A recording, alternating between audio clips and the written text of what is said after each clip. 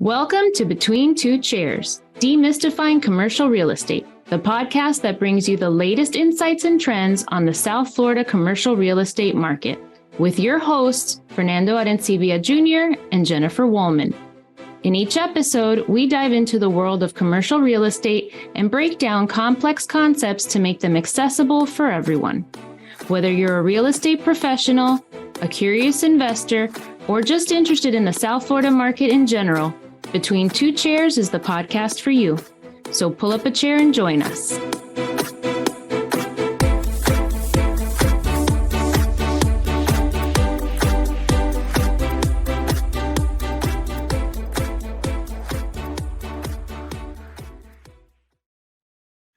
So hello everybody, we welcome back to another episode, a very special episode of Between Two Chairs.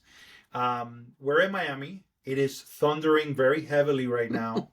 And there could only be one reason why it's thundering very, very heavily is because we have a lot of power coming into the room. And we're so excited to have our first interview of Between Two Chairs.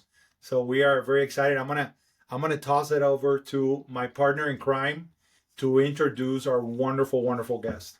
Yeah, so as Fernando says, there's not only thunder, there's lightning, which is perfect for Emily Line, the Vice President of Member Experience for the Realtors Property Resource. Sorry, I know it is RPR, so from now on I'm just going to say RPR so I don't mangle it. And she's with us today, and she is electric. She is so much fun. She is super, super smart, and we are thrilled that she is our first guest. So thank you so much for being here, Emily. We really appreciate you. Oh, my pleasure. And wow, that's a lot of good stuff. I hope nobody in my household walks in and gives you the other bit. We'll save that for an off podcast moment. So I wanted to start out with the fact that you went to the other UM, where the mascot is a wolverine and not an ibis, where you bleed blue and maize, which for those of you who aren't from Michigan or South Florida, that means corn in Spanish. So you guys bleed blue and maize versus green and orange, and your logo is an M versus a U. And the weather's a little bit cooler there in the winter. So tell me a little bit about your experience there. They have a bizarre, I guess, habit or custom of walking in and out of the fountain. Did you walk in the fountain when you got there and out of the fountain when you graduated? If there's a tradition in Ann Arbor, Michigan, I've done them all. My name is Emily because it's the closest thing to M Go Blue my father, who's also a Wolverine, could come up with. And I say I've been brainwashed from birth, but honest to God, it's an opt-in, and I'll opt in every day of the week. I love Ann Arbor, Michigan, even though I live on the West Coast now. And this is a little bit of my crazy.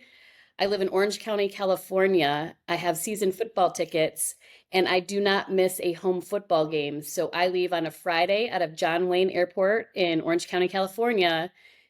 I head to Detroit, I watch football, and I fly back every Sunday. Oh my God, I love you even more. That is so awesome. And it's a tradition I have with my dad. And so I promised in all these moves I've made since grad school at U of M, University of Michigan, I have made my way, from Ann Arbor to Chicago for a decade out west. I still keep that tradition because it's what I do with my pops. Aren't you secretly glad they didn't call you Maze? Right? Yes. I love it. By the way, it's so infectious. Whenever I see your picture on social media and you're in a, Michigan game, I mean, the excitement, you really capture that extremely well. So, I think one day we're going to have to catch a game with her. Yes. I can only imagine. Yes. We have many season tickets, and anybody who wants to join, come on board, because many of you know my one of my besties, Dina Zimmerman, who's a commercial broker and a realtor. She's a Minnesota Golden Gopher, and we still get her to the big house in Ann Arbor, and they don't have to be playing Minnesota. Oh my gosh, I can't imagine being at a game with the two of you. I wouldn't even be watching the game. I think I would just be watching the two of you watching the game. I'm only glad that we're from Miami, so that way we're trained to be able to survive the two of you over a weekend. Because otherwise, for a lesser person, it could be very, very detrimental to their health. Well, y'all are our people, so you can bring it. The thunder and lightning, let's do it. So tell us a little bit, what are your best memories, either from school or that time in your life? Well, aside from the athletics, which I'm diehard in all women's, men's sports, doesn't matter. I do a lot of them. I love women's softball too, and I go back to a bunch of those games. I was really, really happy to be at the University of Michigan because when I finished undergrad and started grad school, I was never, this is going to be shocking to both of you, I know, I never liked to color within the lines. So when I started out grad school, I was like, I want to be in a field that has research and works closely with people and is something that's on the forefront of giving back to communities. What does that look like? And they're like, well, do you want to go into public policy? Do you want to get your MBA? Do you want to get your master's in social work? And I was like, I want all of those. And my family was like, oh, no, you do not. You're never going to get out of school. So I loved the program. I ended up getting a master's in social work because it was very much focused on a lot of those areas. And I did a lot of research on communities and ecosystems. And I had fun with the public policy program, the MBA program. And so that whole thing was like, I'm not stuck to one program. I'm going to figure out bits that I can learn from each and where that takes me. I didn't completely know where it was going to go, but I knew at the heart of it that I loved studying people and I loved studying communities, and I wanted to be a part of something that helped communities thrive. So Michigan gave me that at the time. I also was, this perfectionist student that was like, the school social work's #1 in the country. I am getting in there. I'm getting in early enrollment, and I'm going to tell them everything that I know. Well, turns out they needed to tell me things that I didn't know, and then I that ego got like smaller and smaller, and that sponge for learning got filled. And so I was stoked to be there. And I met a really good friend, mentor, and someone I interned with for 2 years, have had a friendship with for, it has been 23 years. And his name is Greg Harden. He is one of the best human beings on the planet. And he was the associate athletic director at the University of Michigan. I begged him for an internship. I begged him. I said, there's so much I can do to help your student athletes and with leadership and all these other things off the field and off the court. And he was like, really? So I've been doing this a long time, and you're coming in and saying that you can do these things. Do you have any idea how to work with a fire-breathing coach? And I was like, no, but I'm going to figure it out. And so he has been somebody that has shaped my life forever. He's pseudo-retired from the University of Michigan after many, many years of being their, I call him the athletic whisperer, but he has a background the same as mine as an MSW. And he worked with the likes of Tom Brady, Michael Phelps, Desmond Howard, Charles Woodson, and many, many, many more athletes. And so I was like, if you can, coach these incredible athletes to be even more amazing than they are with talent-wise, I've got to get my, notepad out and take notes. And so I'd say he is the biggest reason that I love the University of Michigan. And subtle plug, I'm reading the book before it comes out. Oh, wow. All of the teachings from forever ago are in this book. And somehow I ended up in here, which is crazy because I didn't know that he'd actually keep me as an intern. That's amazing. So tell us a little bit about your cameo in his book, because I'm so glad you brought this up because I had it down as one of my questions. So and can you tell us again, for those that are listening, what is the name of the book? Sure.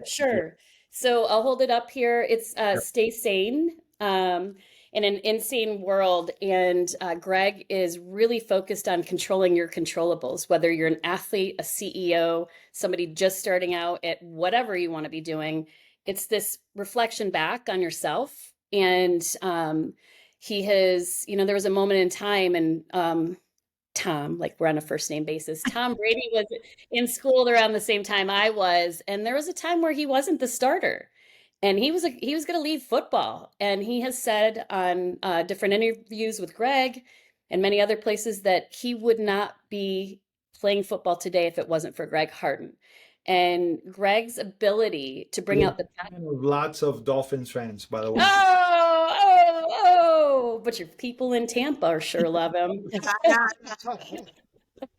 Yes. So Greg is just this guru who can take you back into yourself and allow you to see what you can't see, that get blocked because of busy life or whatever. And with me, the chapter on he wrote in here about me is about, I'll tell you the name of it. Only an assertive you can be a successful you. And he calls me, Emily's assertive communication techniques were so well developed that her career became unlimited. And I go, did you just call me bossy? And he goes, no. So he teaches these incredible skills to just remind yourself how you can be accountable, how you can reap benefits from other people. It's not just about being assertive and I'm going to negotiate and I'm going to get what I want. You can't win if you don't understand what others need as well. And just pieces like that are just incredible. His book, and then you can see it's the foreword's Tom Brady. Yeah. It comes out April 15th, but it's available for pre-sale in Amazon. And I'm not making any money off of this, just for the record. I'm just so happy that this man behind the scenes that's given so much is going to be heard. So that's amazing. Is it April 15th or August 15th? Did I say April? You said April, but we're in May. I am absolutely off my rocker. August 15th. It's okay. We'll forgive you having just come back from ICSC. You probably still have some of that coursing through your veins. So it is. My memory after 3 days in Vegas is usually a little shaky at best. So I'm curious, Emily, because, you start and, this is something that I find very interesting. Oftentimes in our industry, people that come from another level of education, they were interested in other things. They find that a lot of the skills that they learn are applicable within this industry. And sometimes that's where innovation comes from. So I'm wondering, before we get to that, how do you then go from, you're out of school, you're working with these athletes, you're doing all this work. How do you find in your path your way to being with RPR? Great question. So I knew one thing: I wanted to be in Chicago. I was a girl that was loving Ann Arbor. After I interned for athletics, the president of the University of Michigan and the vice president for student affairs heard some of the things that I had helped with the leadership in the student athlete group. And so I worked for 2 years for the president's office at U of M with multicultural groups and a lot of the different student groups. There's hundreds of them at U of M, and making sure that there was synergy and the best version of these groups were recognized. I loved every second of it. Royster Harper, who they're naming a dorm after, is the person that hired me. She was the vice president for student affairs. Another incredible mentoring experience, but Greg knew this bird wanted to fly to Chicago. And so I ended up leaving Ann Arbor in pursuit of other opportunities. I did a couple different jobs while in Chicago because, as Greg noted, I wasn't taking no for an answer. I was getting to Chicago and I would figure it out. My mom and dad, a little less excited about that, free will to, you're going to Chicago, you're going to live in the city and you're going to figure it out. Not so sure about that. And I was like, I will, don't worry. And so I took a job where I was doing marketing biz dev at a horse racetrack, to which I learned a lot there. Worked with negotiating, beer deals, pop deals, which in Michigan we call it pop, and all sorts of good stuff there. Learned what I had to learn, moved into marketing biz dev for a big insurance company that was based between Chicago and New York. So this young professional was like, oh yeah, I can split time between Chicago and New York. Of course, I'll do it. And then enter, that's only 2 years in Chicago. I was being recruited by the National Association of Realtors at that time. And when I asked about the research and the ability to work with within communities and understand a lot of the different pieces that my master's was offering me when I was working on my thesis and different research pieces, I was like, okay, this travel bug, I can travel, but I want to get to know like Dr. Lawrence Yun, and I want to be able to work with all these incredibly gifted data scientists, and I just geeked out. And so I have been with the National Association of Realtors at some capacity for 16 years now. Wow. Yep. So I love that. You're a mentor for NAR's Reach program. I am. And also for Techstars. How did you get involved with those two mentorships? Is it something that you just kind of fell into, or to put it your way, did you just geek out on the tech, so signed up for everything? I love the idea of forecasting what the future looks like, any way, shape, or form. And as both of you know, for me, studying how that research works with tech, it was just, I freak out, I geek out, all those things. So I think some of my crazy personality also was what attracted some of the brave people at Reach to me, because I will sit and start just like, dancing if I think something's awesome. So I think there's an immediate reaction that the tech folks have. And all joking aside, I feel like in general, the way that we have the ability to look at tech on behalf of our users is so important, which for me, I've only ever worked on the side of the National Association of Realtors, which all in Institute affiliates, all we do is build and do things that benefit our members. And so I think that perspective was also very an easy connection between myself and the Reach program, since Reach is a part of NAR. Techstars is an interesting one. I was on a board of advisors for Commission Track. Turner Levison is an incredibly gifted young technologist. And when they started, he's based in Atlanta, when he started building Commission Track, I started helping and advising, and he listened really well to many people, not just me. And so he was one of the Techstar companies. And so I went to Atlanta and watched him pitch, and it was like watching family graduate from like an awesome, school. It was just amazing. And so I think some of the pieces for me that keeps me growing with building RPR is also watching how younger companies are working, and having the ability to be on that mentoring side fills my soul personally, because it's just when you watch somebody else achieve, it's an awesome thing. So I like being in both those worlds. Turner with Commission Track went on to sell his company to Yardi. So he's off and flying and having all sorts of good stuff. His dad's commercial broker, so he comes by all these pieces very easily. So a shout out to Danny on here too, who's in Atlanta, his dad. And yeah, so those are some of the ways that I got involved in the tech. And from the RPR commercial perspective, RPR was already started to be built on the residential side. I was working for NAR Commercial as they started to think about, well, gosh, we've got to do something that benefits our commercial constituency as well. And so, as I like to say, there was a draft that took place, and I made the cut and got the draft pick and got to come on and help build the RPR commercial piece with our members. Awesome. I find really interesting that, in your journey, you found a real sense of community in Michigan. And undoubtedly, I think that you would have, but other people would have said, I just don't want to leave the university system. I'm just so comfortable here. These are my people.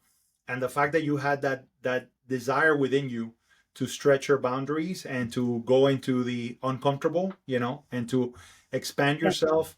So I wonder, as you go through your journey, because you're working with technology that is at the forefront of changes in the industry, how much does that, influence your work with RPR? The fact that, RPR, we know, is always looking to expand and grow and be better, you know, and I wonder how much of that is influenced by your own, you know, inner desire as told by your story of always expanding your horizons and getting into uncomfortable settings, you know.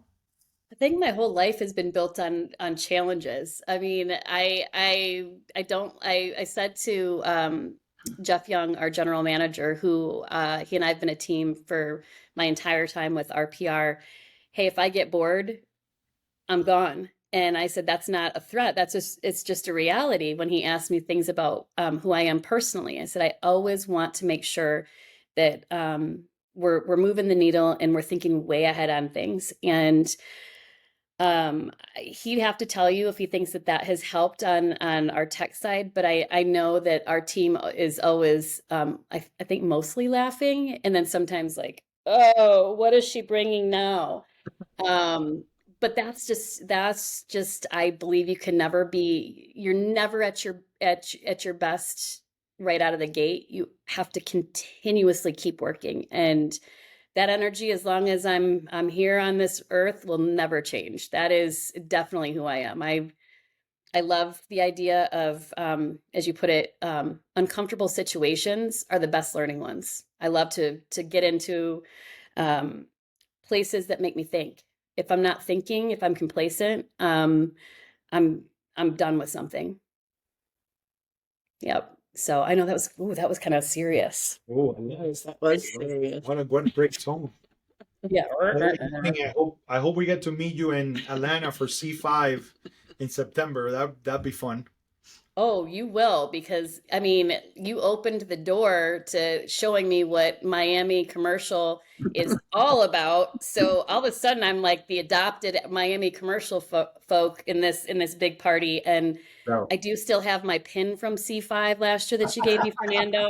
I mean, if you have more flair I can put on, I'll be your poster child. I am a big fan of Miami commercial. Be careful because we'll never let you go. I was gonna say, yeah. Promise? We got them now with pink flamingos, so look Yeah, out with the Stop.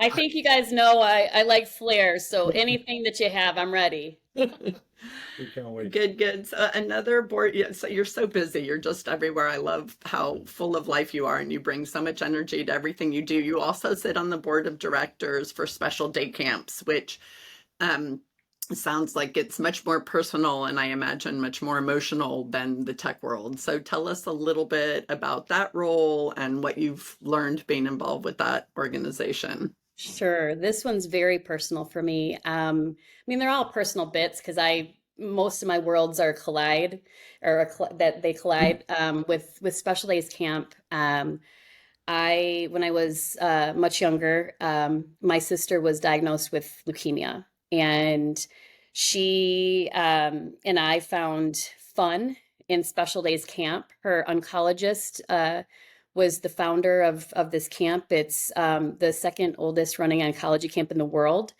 And so while there's so much involved with childhood cancer that's incredibly serious and it forces kids to grow up fast, camp was a place that we could find fun in.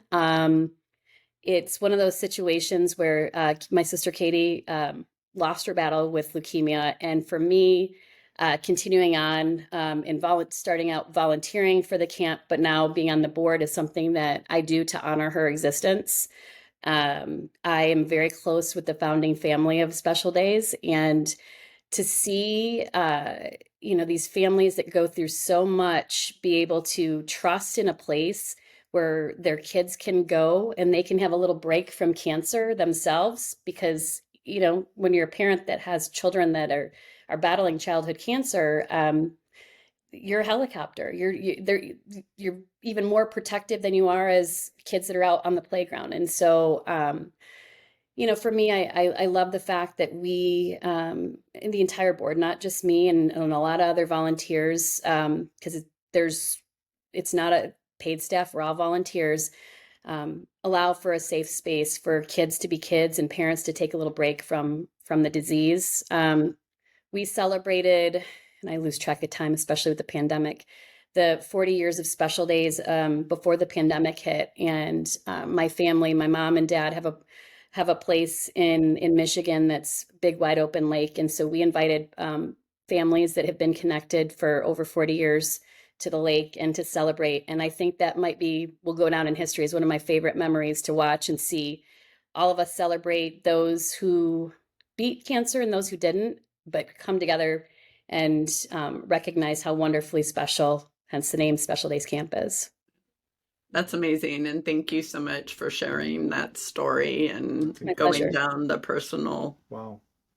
route and letting us share in that and why it's so special for you. Yeah. And we're thrilled to hear that there's something that you found that brings so much joy to so many, because as we said at the beginning, your energy is contagious. So thank you for that and for helping that community as well. My Don't you pleasure. find, Emily, that it's very important for an individual to be involved with something greater than themselves? So there is something really, grounding about that experience. And then when you do something to give back, and it's not, for selfish reasons or because you got to pay bills or, but it's something that you give of yourself to be a part of something larger and that has a greater meaning, so 100%. Well said. yeah. Yes, For I sure. do. I do. I find incredible joy in figuring out how we keep the campos running, and that the parents feel comfortable for their kids to go, that all kids get a scholarship, so these families don't have another burden of expense. Like, I mean, that's it, you said it best. It just feels it's just the right thing to do, and I think it makes us all, when we volunteer and do these things, better in our everyday lives, because it's a reality check. Exactly. It helps keep us grounded, right? Yes. To what's important. So I think I mentioned that we do a fun stat, right? Is it time for the fun stat, or do you have more questions? I know Fernando and I I've have a been million. talking about you for I have since a you million said yes to questions. this. No, I wanted to. I wanted to ask you. When I'm looking at the tech, the thing that I really love about tech is, especially prop tech, is that inevitably it's the leadership behind the ideas that is really captivating to me, right? Because leadership is guiding the conversation, and I know that as a prop tech company, you're part of a larger ecosystem, and I'm wondering from your perspective, what is the need that RPR, for those that haven't used it or maybe are not using it enough, what is the need that RPR is fulfilling within the ecosystem of prop tech, and within the world of the realtor and the broker? Sure. So RPR commercial is an evolution. And, we started out thinking that we needed to provide a place where, you see the off-market opportunities, the on-market opportunities, the rich economic and demographic stats to understand the community and business points of interest and all these things. There's so much data coming to one place that from just purely that perspective first, the thing that makes me not sleep at night and then wake up like ready to go is how do you put all of that in one place yet make it easy to get? Because there's this in this study, here comes the research bit. We study users, we study practitioners, and we want to understand everything, not how they use our tech, but also every sort of energy that comes into their world so that we build the right stuff that it's easy to get. And so from our perspective, at first, with what we do well, it was decrease the steps, make sure there's enough white space, and this sounds silly, but enough white space separating subject matter so that you can see the information quickly. Because what we found that even the top producers have no time, and the time that they're spending is with family and cultivating their business. And so while we want them to love our PR, we also have an empathy that time shouldn't be in our application unless they want to cruise around and geek out, but it should be that they are able to get the information fast. So we have spent the course of a decade trying to figure out, we need all this data in one place. how do you make it easy, and how, and the stuff that's, you know, kind of, you've got an iceberg on top and that big stuff on the bottom, if you're thinking about it, how do you get it so that the system's fast? And so the stuff that users don't see, where it's, you know, lickety split, things go really quickly. Those are how we stay focused. And then the other piece that goes along with my crazy personality is I never believed that when I got into commercial real estate 16 years ago, that we would live in a space where people won't share. I was like, sharing is caring. We are going to push the limits to make sure that we are working with not just you know, brokers, practitioners, but also the tech companies that exist that do really cool stuff. You can't have an ego big enough that says you can do it all well. And so you have to be able to work really closely with other companies that do a killer job. And so I'm proud to say that we spend a lot of time with other companies who, you know, geek out to, you know, some of the persona work we do and some of the things I explained where we study, you know, commercial practitioners, since we're talking about the commercial side of this application. We do residential as well, but for this purpose, commercial, to know even personal type of things, not personal, you know, to you, Jennifer, or you, Fernando, like, hey, I know what you do, but just in general, the themes. And so that you build out things that are easy to use. And so we ask those questions. If you see a company that's partnered in RPR, it's not just, hey, what do you do well with your tech? How do you think about your users? And I think that really makes us stand out. And that's the commitment that's improved over time. We'll never be perfect, but we'll always keep working towards the right steps, because I don't believe in perfection, contrary to what I used to when I was much, much younger.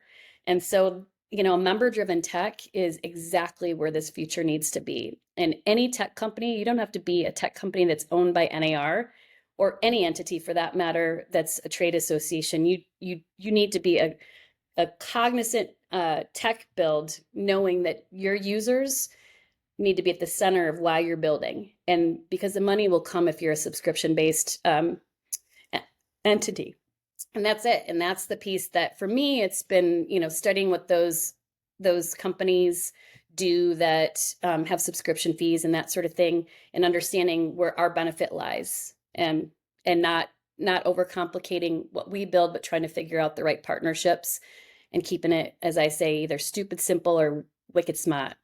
Well, you guys have done an amazing job. And in our next podcast, we're going to get into how you developed it, how you did use the Realtor Member to come up with the incredible breadth of tools and affiliations that you have. That you had some really interesting ones sign on early this year or late last year. So we're going to get into that in the next podcast. So don't fear, we're going to do a deep dive into RPR. But for now, it's the end of this podcast. And Fernando always likes to end with a fun stat. So I don't know if you have one, Emily. I'm going to put you on the spot for a little bit. But if you have a stat that you want to share, it could be about anything. Anything? Well, gosh, right before I joined this, I looked at our Net Promoter Score. So this is a shameless RPR plug, just so you're aware. Perfect. And our Net Promoter Score for commercial folks is over a 75, which is better than any I have seen in the industry. So I am so excited coming off of ICSC and coming off of the Realtors Legislative meetings to say that it's even higher than I was talking about earlier in the last 3 weeks. That's amazing. Congratulations. Thank Shows you. you guys are doing something right. You got You one want to partner? go? or Yeah, you I'm want me to sitting go? here chomping at the bit. No, go ahead. Go ahead. Because if not, then So you say I always. you know, coming out of DC with all of the mid-year meetings and a lot of the presentations by the aforementioned and wonderful Lawrence Yoon, chief economist for NAR, one of the things that was heavily in discussion is that when you're looking at the market from a national perspective, it doesn't tell the story regionally, it doesn't tell the story locally. And one of the things that we noticed in DC, there was a lot of empty office space, right around areas that you don't find that in Miami. So I just happened to be watching a finance show on TV, and they were saying that New York City's vacant office spaces could fill 26 and a half Empire State Buildings. And I thought that was, wow, what an impactful graphic to showcase and where we are in the office sector. So I thought that was a cool stat. Kind of sad too. Yeah. Very sad. I'm one for going back to office. Yeah, well, the office, get out of the house. and it tells you, well, whether going back to the office or what that office, experience is like going forward. To me, I look at it and think of a lot of opportunities. And could you have, pop-up retail within these office spaces and things like that? See, this is where it starts to like, what do we do going forward? That's space. That's awesome. Let's fill it. Let's figure out what's different. No. Right. It's a challenge. So how do you solve it creatively, right? Not just the same old drudge going to work with your lunchbox or whatever. So yeah. Well, we're going to have a lot of indoor pickleball courts. That's true. I'm ready. Foosball tables, whatever. Let's do it. So my fun stat is colleges and universities are very large owners of real estate in the cities where they have their campuses. So since we have 2 UMs, I thought I'd compare the real estate holdings. And between the 3 Miami campuses, their main campus in Coral Gables, their medical campus in downtown Miami, and their Rosenstiel School of Oceanography in Virginia Key, they have 325 acres that they own or lease and 10 million square feet of research, academic, and healthcare facilities. Now, the other UM, the blue U of M, they weren't as clear with all of their information, but they definitely outsized us. Their main campus is 3,207 acres. And they make up, they did in 2021, they made up 9.4% of all of the property in Ann Arbor, and they just purchased 49 additional properties to provide affordable on-campus living. So you beat us there. Well, I think all those stats are pretty amazing, and as I like to say, amazing. And cheesy but true. Corny, not cheesy. Yeah. Corny. Well, there you go. That's even better. That's so punny. The fist bump really sold it. No, those stats are amazing, and the pieces that are fun to see are how the alumni at each of our schools impact some of these things. A huge shout out to someone that we lost recently, Sam Zell. Sam Zell is a pioneer in commercial real estate and investments, and it's going to be very sad to see him gone, but definitely not forgotten. He's a University of Michigan alum, and then one other fact, which is how some of the expansion takes place. I think I was only supposed to do one fact, but it's okay. I do that all the time. I drive them crazy. I'll give you one more. The co-founder of Google, Larry Page, is a Michigan grad, and so there's a lot of expansion with Google in Ann Arbor. Right. So, yep. That's amazing. Sam Zell, I do want to say, wrote an amazing book. Anyone who is a commercial practitioner should read it. There's a lot of great nuggets of valuable information in there, and really a hell of a human being. So, cheers to him. Cheers to him. Yep. Well, thank you so much, Emily. Everybody join us next week as we continue our discussion with Emily, and we do a deep dive into RPR and how they can help you grow your real estate business. Thank you. All right, do we just keep No, now we just keep going. Now we just keep going. Okay, we're back with Emily Lang. All right, let's go. Did I change my clothes, or people are going to think that I actually... You're good. You want to put on a U of M hat or something? No. I know. I've got a whole wall of hats. Don't worry about that. You ready? We're back. Yeah. All right, everybody. We are back with the amazing Emily Lang.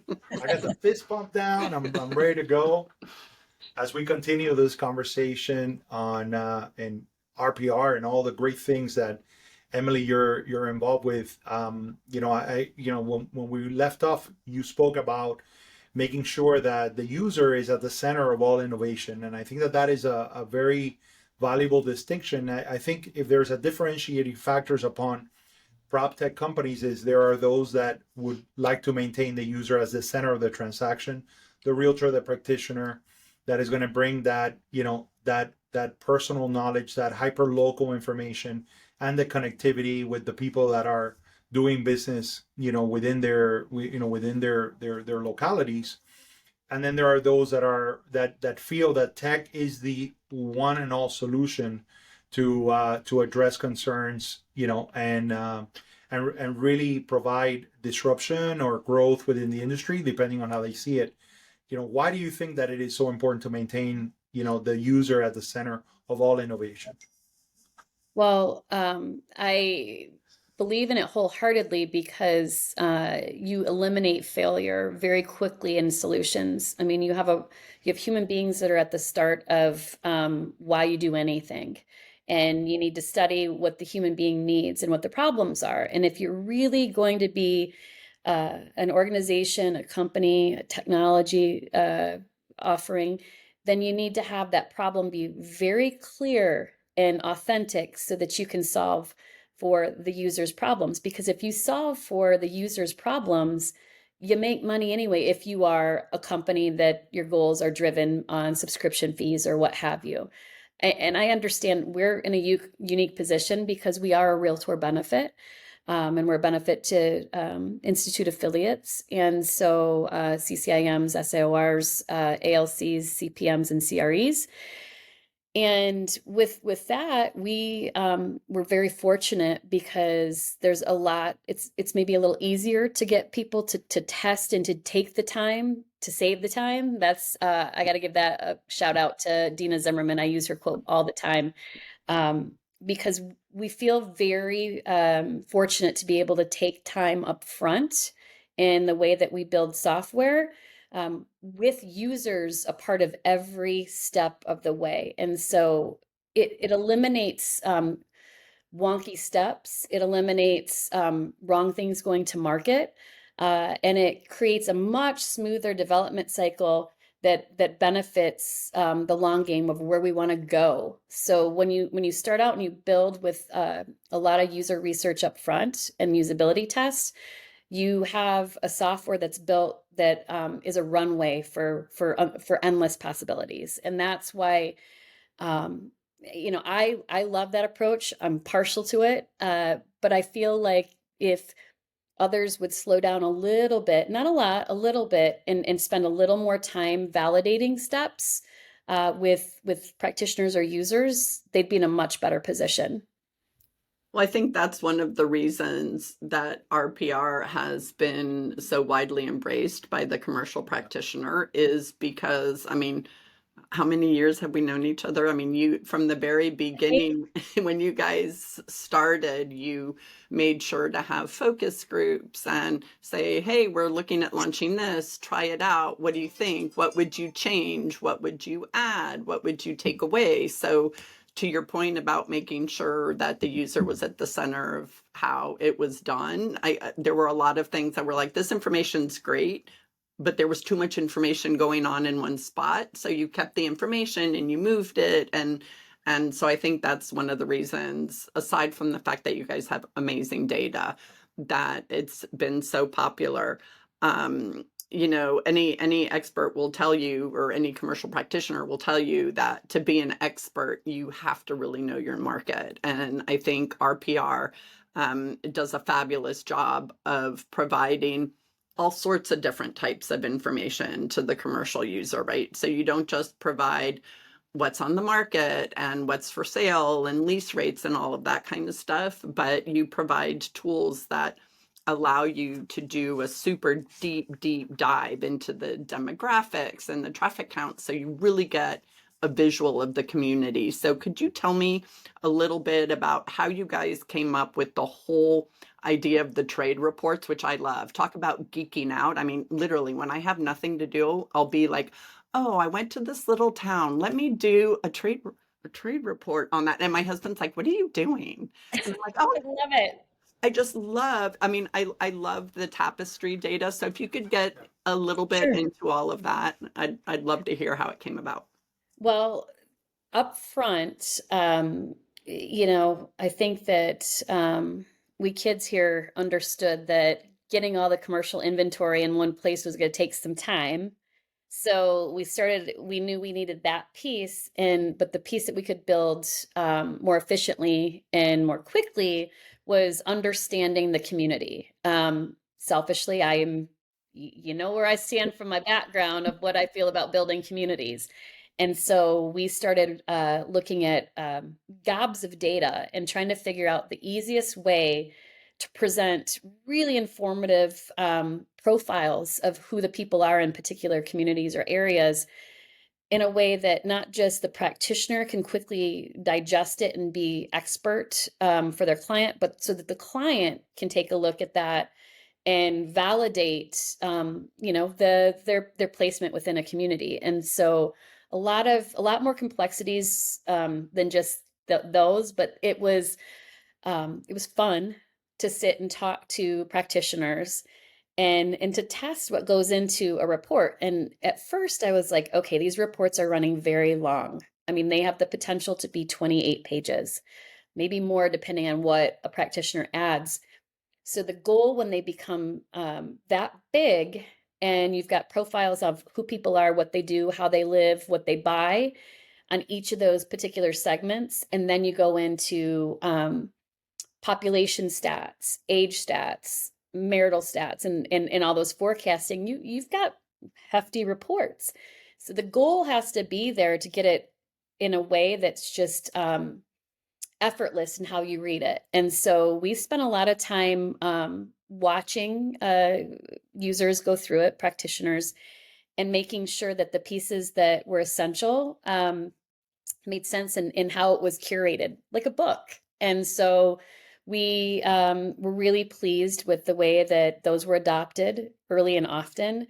And now we're, in a place where we also have a lion's share of the inventory. So it was spend the time up front with where you have a lot of rich data, and then focus on those other components that that you need in RPR. So we spent a lot of time focused in the area and what businesses are needed with that data, and then started to bring in the inventory as we were able to license it.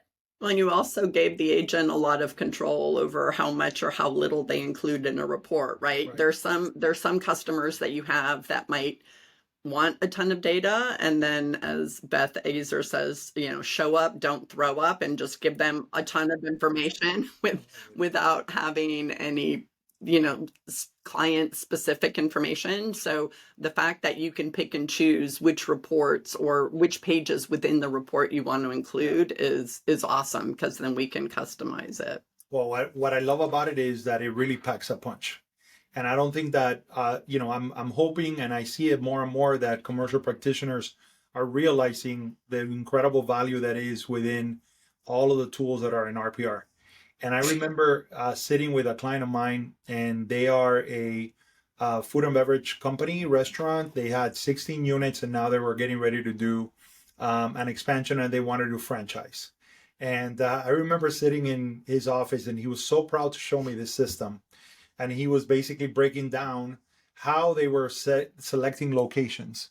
And in their location search, he was showing me, all this demographic data. And I was saying, like, oh yeah, that's Tapestries. I know exactly what you're referring to.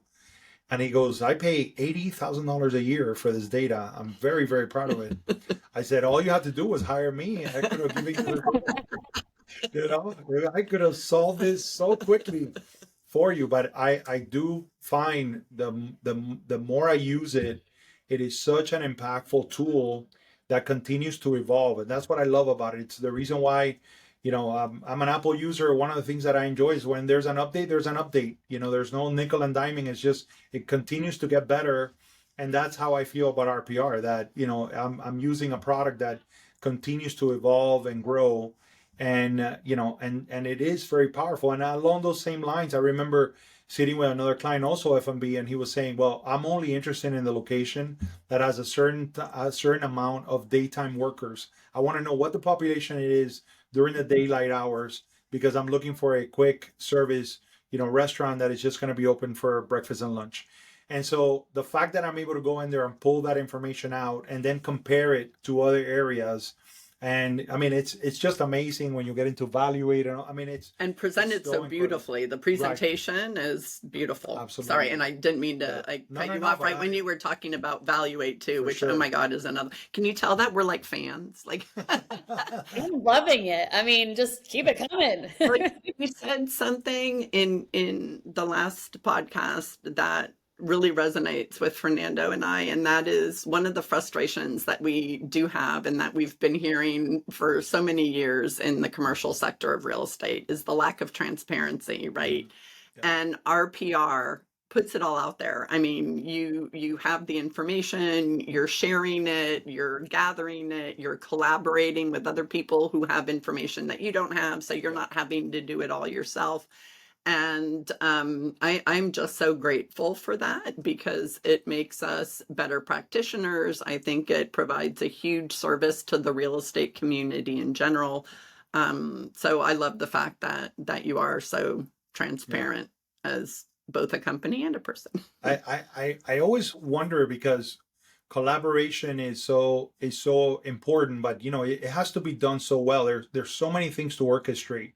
So like when you announce, you know, you know, CompStak, ICSC, you know, how do you work through those, you know, adaptations and how do you bring that data in so that, you know, they are showcased the right way and it's usable, because you're in essence wanting to serve and check off so many boxes.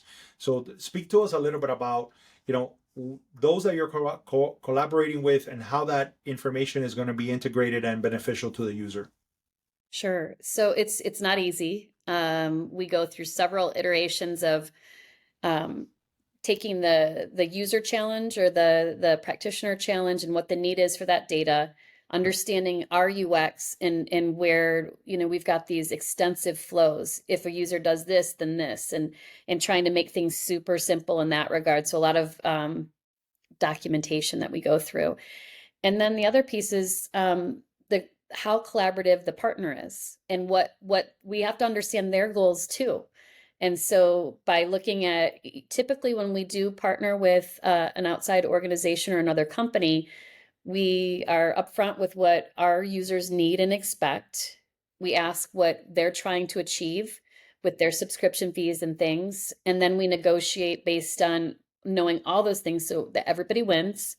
And at the center of it, from our perspective, that the practitioner, the realtor, the institute affiliate member has the ability to do what they need to in a simpler fashion. You know, the buckets that we look at is we're trying to save members time, we're trying to save members money, and we're trying to keep things stupid simple. And stupid simple is what every human being needs. I don't care how techie somebody is, myself included. I need stupid simple because there's other things that my brain needs to do.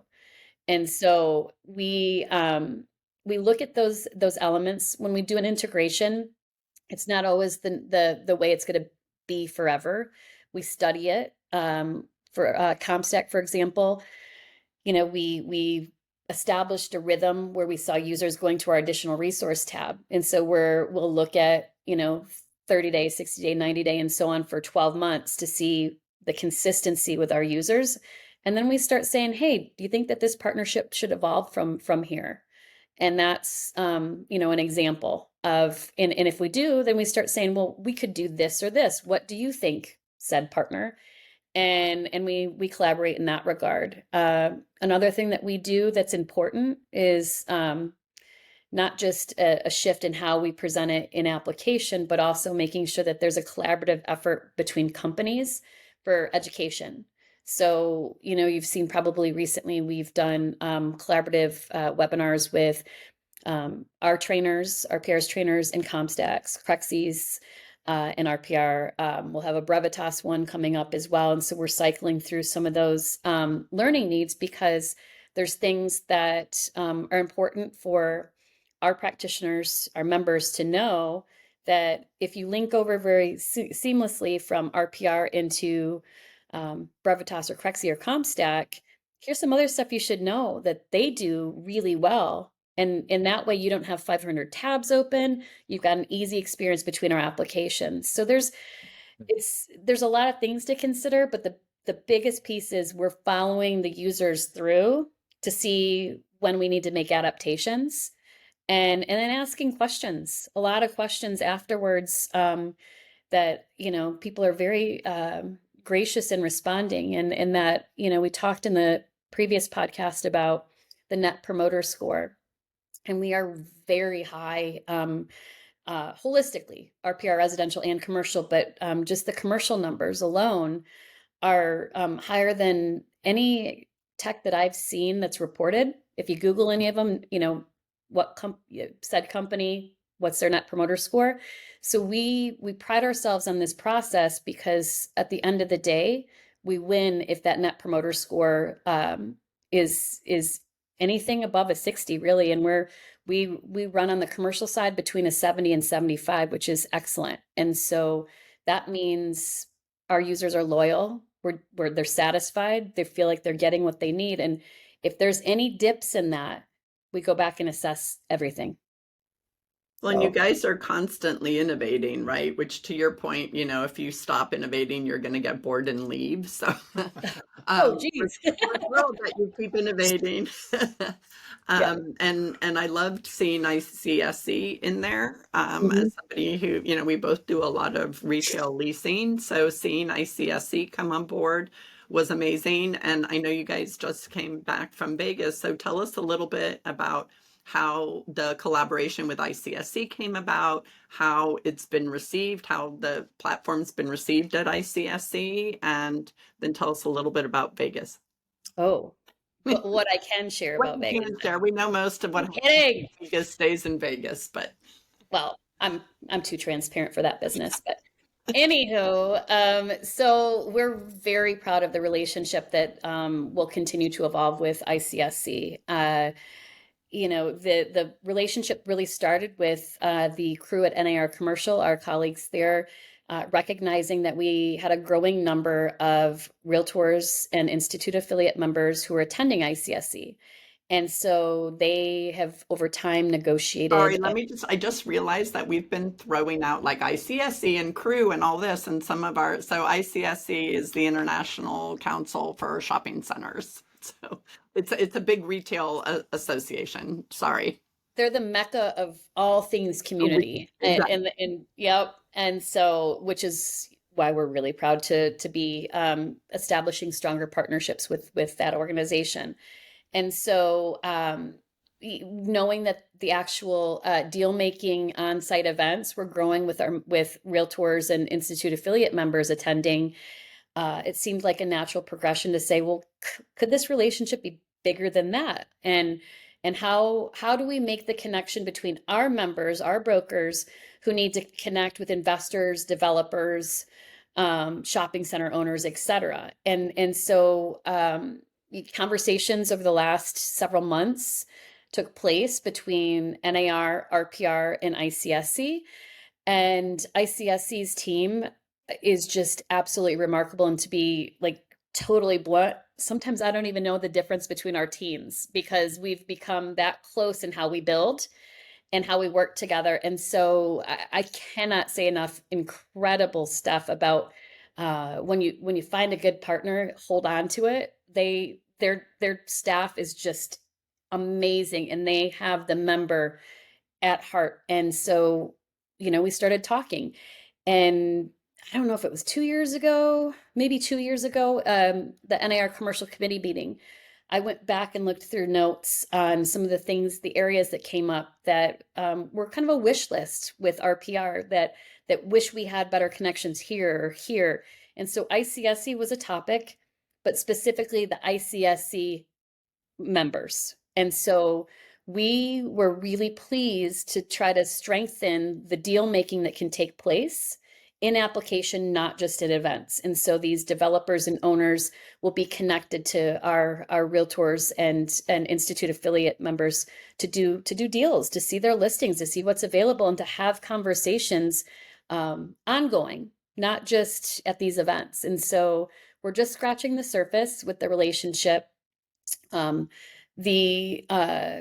Marketplaces IQ is what ICSC refers to the RPR technology as, because it falls in line with all of their objectives. So that goes back to that, make sure that we're all communicating and doing things that our members understand. And we launched Marketplaces IQ April 4th. So we're just a little over 30 days out, and the adoption's been incredible. And when I was at ICSC this week, I was standing in the ICSC booth at the center of the ginormous show, and our members and their members and all of our people together were coming up and chatting. I mean, I had conversations with practitioners from Houston who are our members and ICSC members. So it's just this natural fit. Like, wow, like we don't have to think of things as separate entities. There's a way that everybody can work together. And to me, that's the epitome of community. And if you can solve for it with some technology too, just icing on the cake.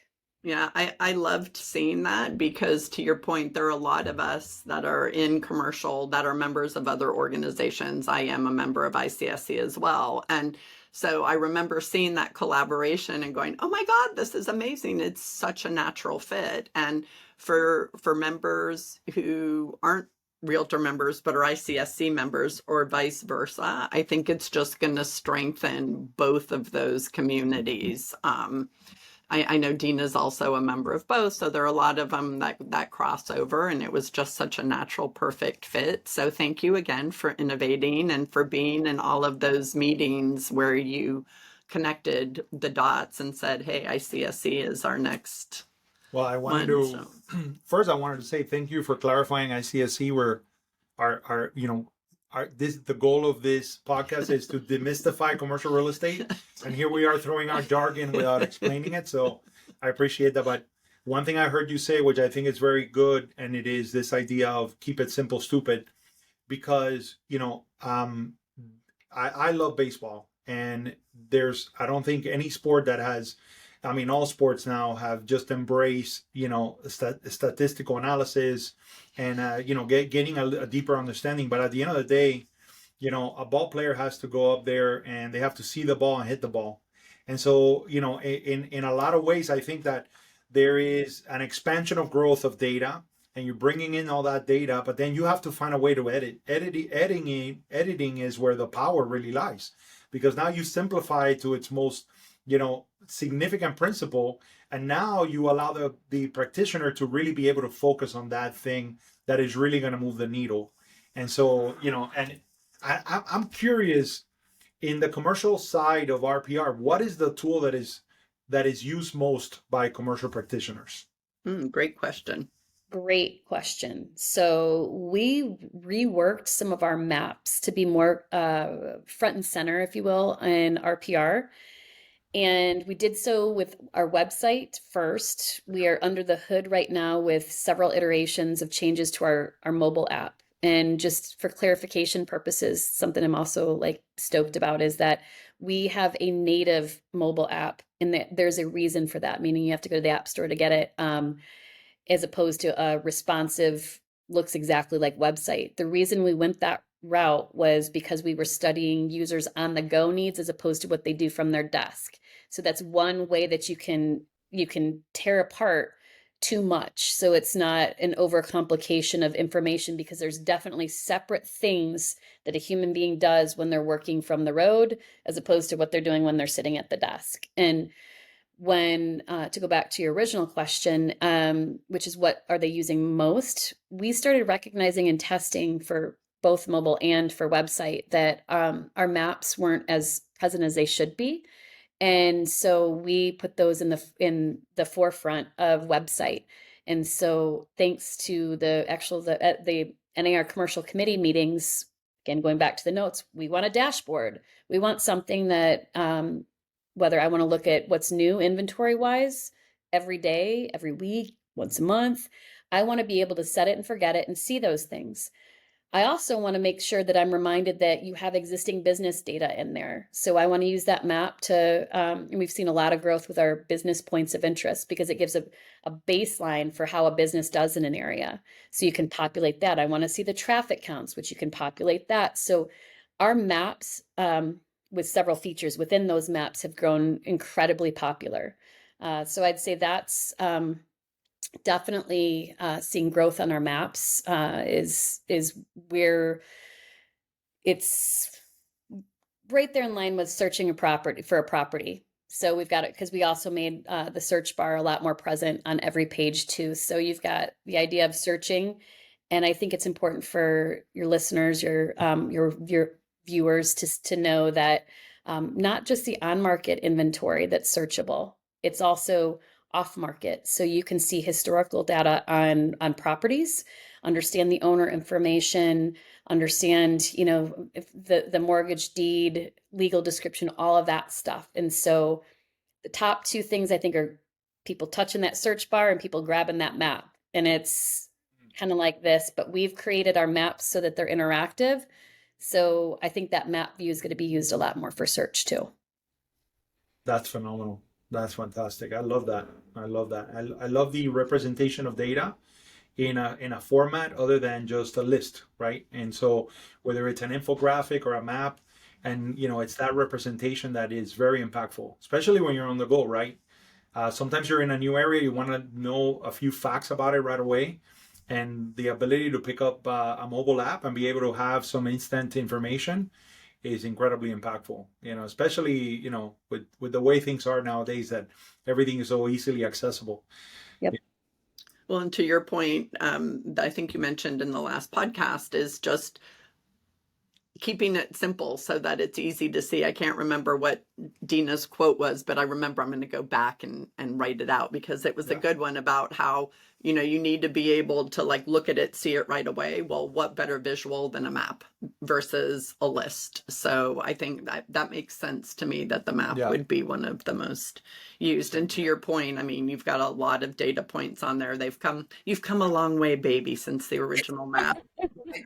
8 to 10 years ago when we started demoing them. So I love that. I like the song reference because I've got the a record in my background here, Rolling Stones, and I used my record player's right here. I love vinyl, but I used to think to myself, can't get no satisfaction when I was trying to figure out how we were going to get inventory, but now we're different. Yeah. I love it. We've made a lot of references to someone that I think we all have a crush on, which is Dina Zimmerman. She is, I always tell her she's my spirit animal.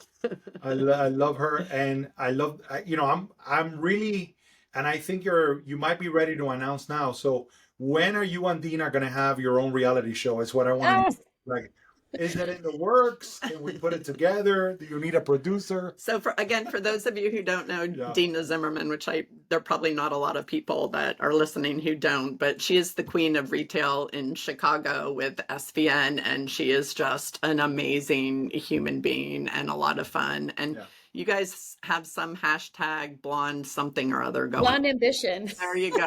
Hashtag blonde ambition. I love it. I love it. So anyway, merch is going to come out soon. There you go. But I did want to ask you this question because I'm a father of 2 daughters.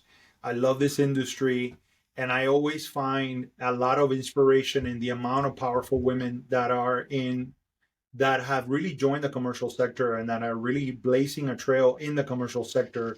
And when you have people like companies like Otso, and then Dina yourself, of course I partner with an amazing human being right here as well. And so I wonder if you would speak, maybe both of you could speak a little bit about how we're seeing in the ecosystem that growth of women within the commercial sector and that pathway of growth, because I think it's exponential.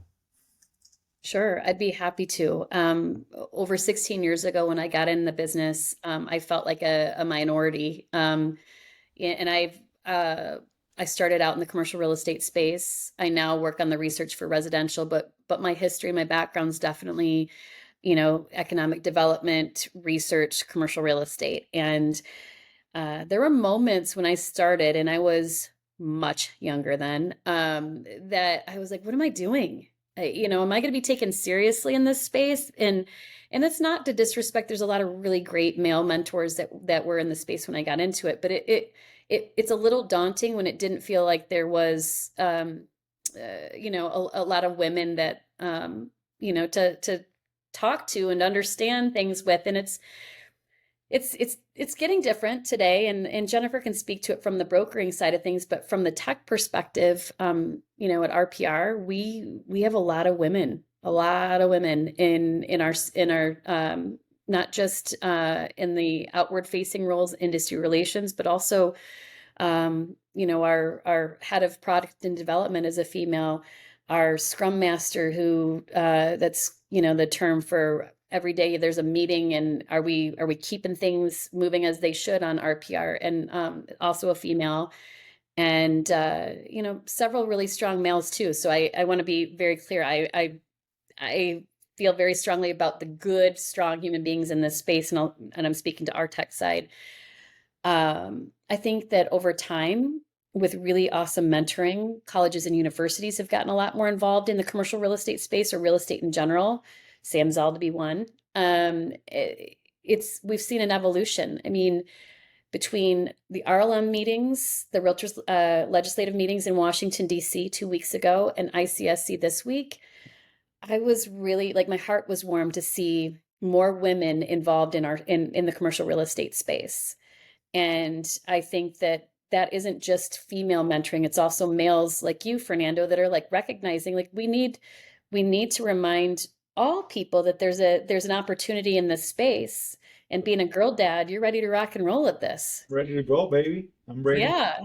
Yeah, I would agree. I think a lot of it is generational. I think a lot of it was trailblazed, like women who have been in the field for a long time, making sure that conversation is there and mentoring other women and bringing other women into the field. But I think generationally too, we're just wanting diversity across the board. And not focusing so much on any sex or race or anything, but just realizing that it's a huge industry. There's room in there for everybody, and that it's going to be a much better, much stronger, much more innovative industry the more people we have in the room that are different, right? The more variety, the more different flavors, etc. So, and we're lucky. And I do think, to your point about Fernando and people like my son, I think, again, generationally, men are also really stepping up to the plate more, and they're not afraid of being girl dads. I mean, my son, sometimes comes in and is like, Mom, do you have any nail polish remover? I can't go to the office with nail polish and bows in my hair. So I think that that's generational too. And I do think that the industry is going to be so much better for the incredible amount of diversity that we're making an effort to bring into the industry. Well, and I think that the key here is diversity of thought. Correct. And diversity of thought comes from diversity of experiences. And so if you're in an industry and your industry wants to innovate, you cannot innovate without having that diversity of thought. So it's really not a gender or a race, but it's more about, is your perspective different because of your life experience that is going to take a look at an issue that we've been addressing in the same way for years, but you're going to look at it from a different perspective. And that's where the idea comes from. That's where real innovation comes from. And so, I think our job is, if we as an industry want to be our own disruptors, right, we have to allow for those, not only allow, we have to aggressively embrace those diverging opinions and perspectives, because that's where, and that's really the beautiful, thing that's about real estate. Right, exactly. It really is. That's why I think we all love this industry. I want to be respectful of your time because you've been amazing. Incredible. We love talking to you, and I know we could talk to you forever, and we've only touched on a tiny little bit of what RPR does, but I want to encourage anybody who's a realtor or ICSC member who doesn't know RPR to go visit their site. They have a ton of educational videos. It's super user friendly. You can do mailing labels to find buyers, to find sellers. It's just amazing. There's a ton of information on there. It's super, super user friendly. So dive into it. And there's one more plug that I'm going to say is this. When you're a practitioner and you have an opportunity to go to a conference out of state, out of the country, whatever it is, take that opportunity. You know, we would have never had an opportunity to meet Emily. You know, we've met so many people around the country just because of our involvement and getting involved in all of these different conferences. You know, you really bring a lot of value back to your market and to your clients, and then you make lifelong friends, which is what I consider you, what I think we all consider you. And so that's the beautiful part of it. And in that way, your community expands and grows. And I know we've spoken a lot about community today. And so, you know, that's why it's so impactful to me, because I feel that, you know, we're part of this ecosystem and we're always going to be part of it. And now we're able to put our fingerprint on it. And that's really beautiful and exciting. So I'm going to do a plug for RPR as my fun fact. They have 164 million properties in their database. And talking about the map, they have 12 demographic data points on their map layer. And for the Esri Tapestry, which is my favorite, they have 67 distinct market segments that get into incredible detail in terms of what the demographic of the area eats, buys, shops, how, you know, do they use an investment banker? I mean, it's insane the amount of data you get. So talk about getting to know a community. So thank you for including all that great info for people like me to geek out on and help my clients. And I think in honor of the fact that Emily Line is our first interview, right, in this podcast, we're going to leave it at that stat. I think it's great to end with an RPR stat. And nothing better than that one. So he didn't look up a second stat. I did not. I was just going to say, you're absolutely correct. Jennifer's hired. Well, thank you. That's what I wanted in a partner, somebody to call me out. Well, I'll give you, this isn't a stat, but I will say thank you both for embracing what we do, for never ever saying no to offering feedback, and to being committed, not just for your own businesses, but for others, because it takes really strong leaders to invest the time in making sure something is right for an entire ecosystem. So we're grateful to people like you, and specifically, I'm grateful for both of you. Thank you so much. Have a wonderful long weekend. I hope you get to relax and your voice doesn't sound too bad for spending 3 days at ICSC. It's coming back. Well, we'll see you. When do we see you next? Atlanta, perhaps? C5 or C5? 100%. You'll see me C5, and I come down for IOI, right? In Miami? I'll be there for IOI for sure. I'll be there for C5. Miami, guys. What are we going to do? We'll do something. We'll do something. You know that. All right. Bye, Emily. Thanks so much. All right. Thank you so much.